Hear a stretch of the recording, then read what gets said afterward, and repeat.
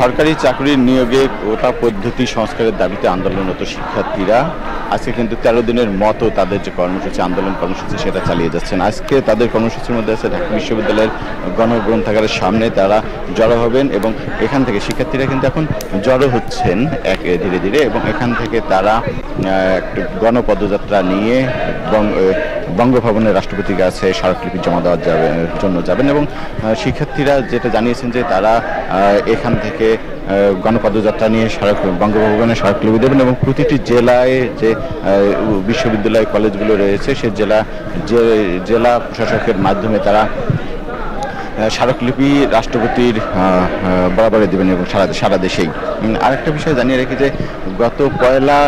জুলাই থেকে কিন্তু এই আন্দোলন তাদের অবরোধ কর্মসূচি, বাংলা ব্লকেট, গণপদযাত্রা সহ বিক্ষোভ মিছিল এরকম বিভিন্ন কর্মসূচি তারা দিয়ে আন্দোলন চালিয়ে যাচ্ছেন এবং তারা বলছেন যে সরকার তাদের দাবি আদায় না হওয়া পর্যন্ত তাদের কর্মসূচি চলবে। আরেকটা বিষয় জানিয়ে রাখি যে গত 5ই জুন হাইকোর্ট 2018 সালে সরকারের জারি কোটা বাতিল করে সরকার জারি করা পরিপত্র বাতিল করলে ধীরে ধীরে আন্দোলন দানা বাঁধে এবং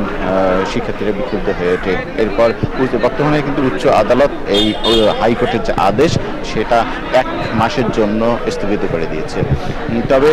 শিক্ষার্থীদের দাবি যে তাদের মূল বিষয়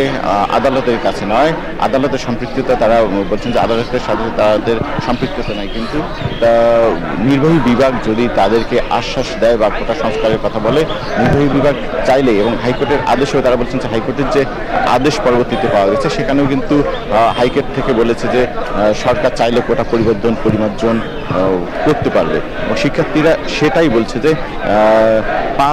5% থেকে সর্বোচ্চ 10% পর্যন্ত তারা কোটা রেখে বাকি কোটা বাতিল করে দিয়ে কোটা সংস্কার করে সংসদে আইন পাশের মাধ্যমে এটার স্থায়ী একটা সমাধান চান এবং সে লক্ষ্যেই কিন্তু আজকে তারা রাষ্ট্রপতির বরাবর স্মারকলিপি প্রদান করবেন এবং এখন পর্যন্ত তারা এখানে জড়ো হচ্ছেন, তারপর পদযাত্রা নিয়ে যাবেন।